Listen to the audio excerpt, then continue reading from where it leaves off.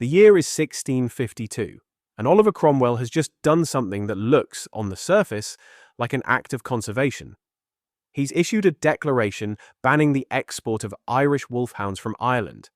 The breed has been bleeding out of the country for decades, gifted to European nobility, shipped abroad as status symbols, exported faster than they could be bred.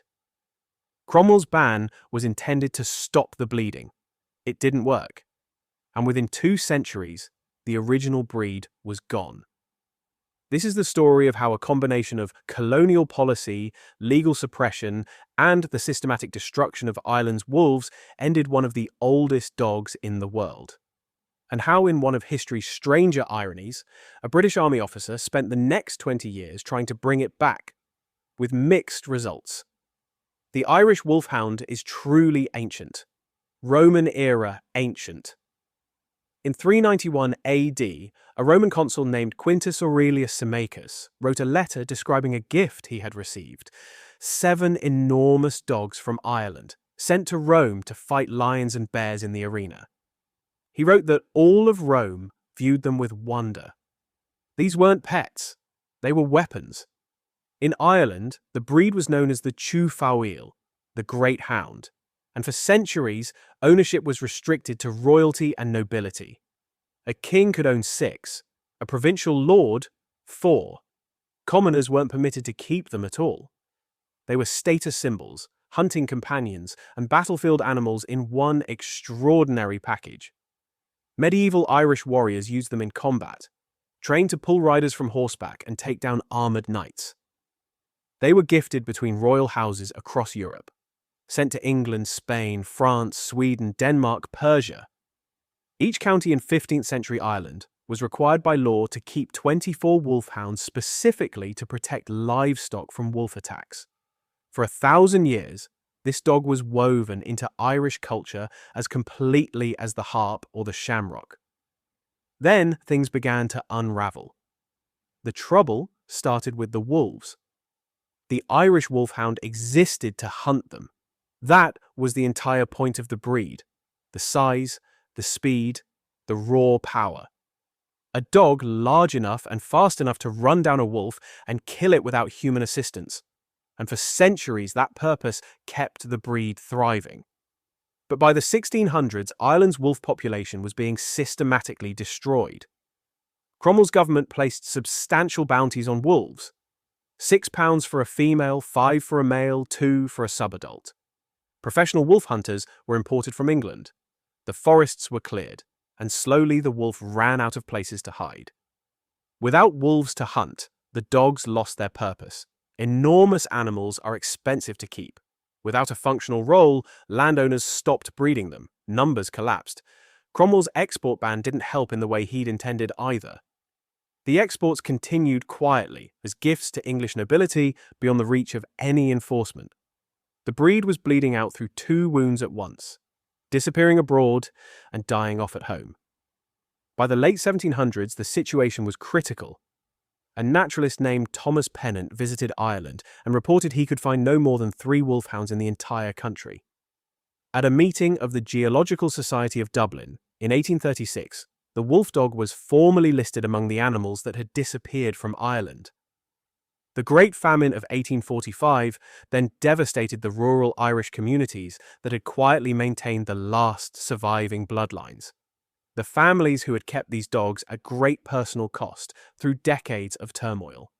What little remained was scattered further still.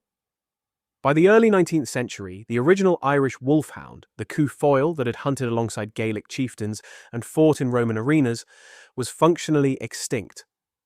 A breed that had survived 2,000 years of warfare, famine, and colonial pressure was finished off in a single generation.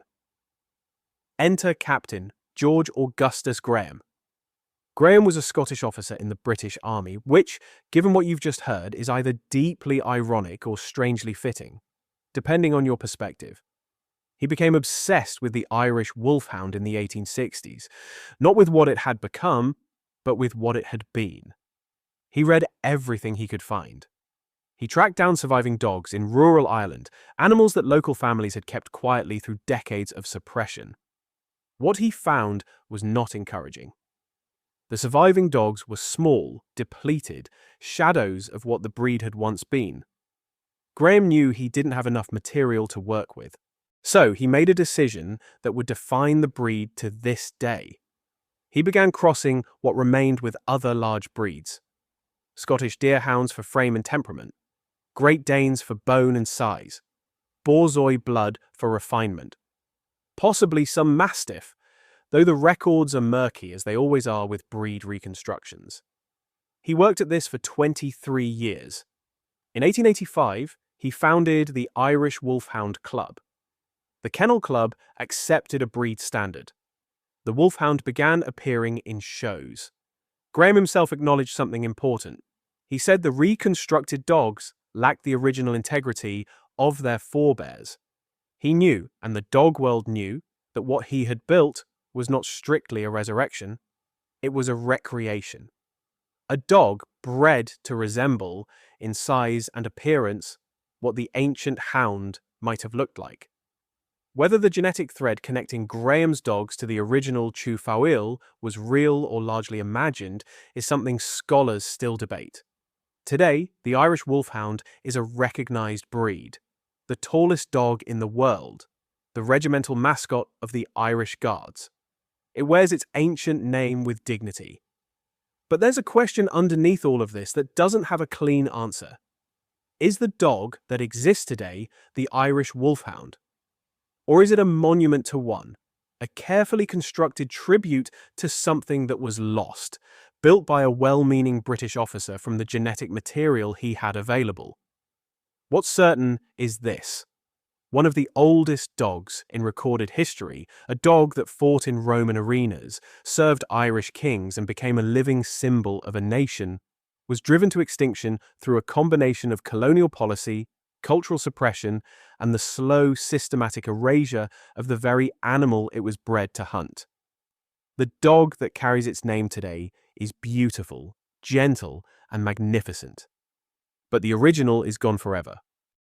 If you enjoyed this video, make sure to like and subscribe and suggest any ideas for future videos on your favorite dogs. See you soon!